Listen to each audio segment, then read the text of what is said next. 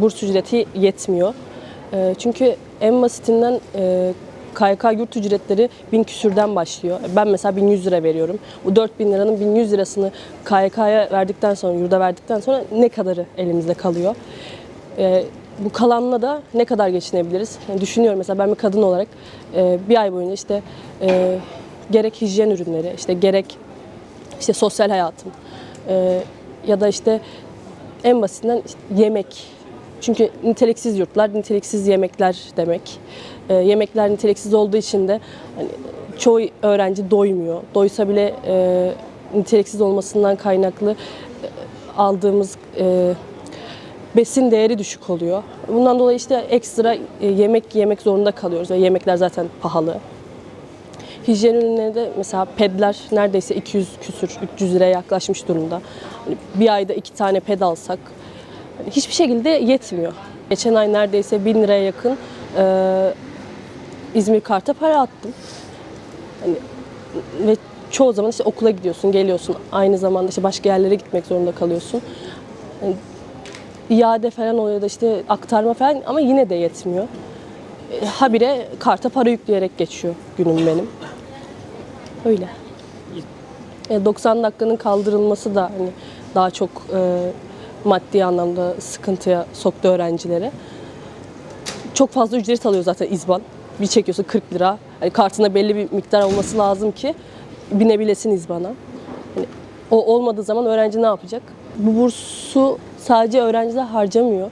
Bazı arkadaşlarım kendi ailelerine destek olmaya çalışıyor. Yetmediği yerde part-time işlere giriyorlar.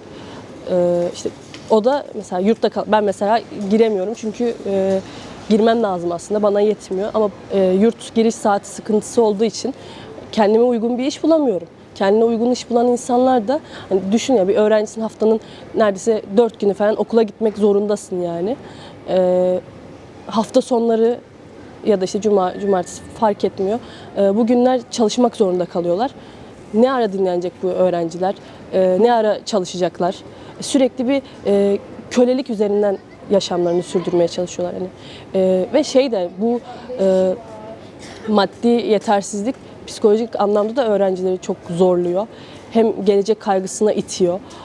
Sınavlarda daha çok stres olmalarına sebep oluyor.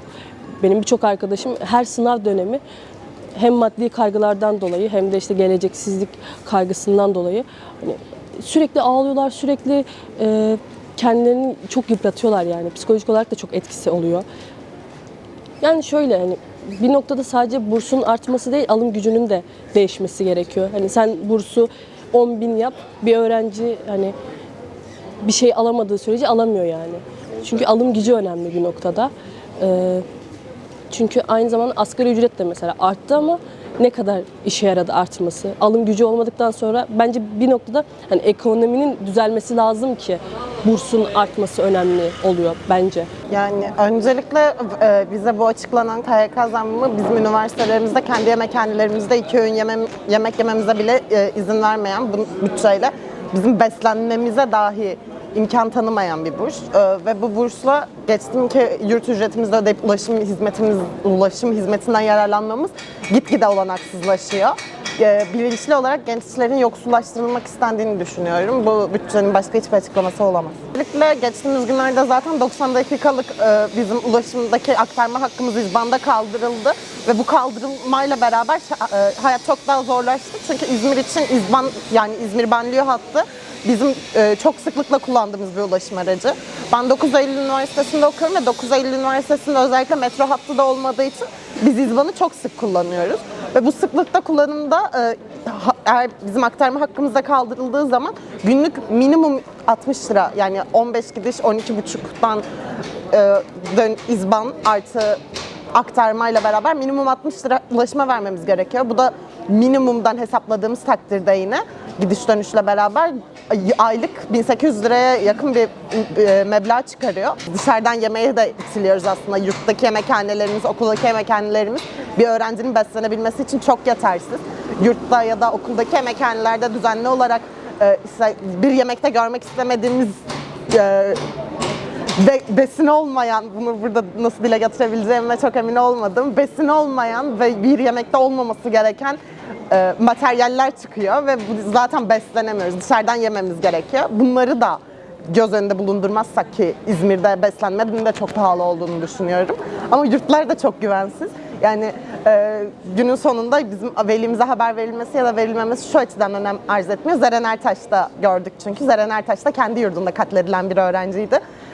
Yurdunda katledilmesi bizim velimize haber vermesinden daha büyük problem olduğunu düşünüyorum.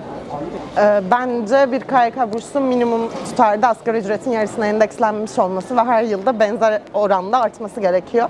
Fakat Türkiye şartlarında ne yazık ki bu gerçekleşmediği gibi asgari ücretin de inanılmaz bir sefalet miktarı olduğu gerçeği söz konusu.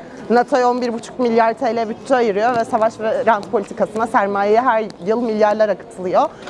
Öğrencilerin yoksullaştırılmaya itildiği bu düzende her yıl savaş, rant ve sermaye düzenli olarak besleniliyor. Buradan da şunu anlıyoruz zaten tekrar, öğrenciler bilinçli olarak yoksullaştırılıyor ve bu bir iktidarın düzeni.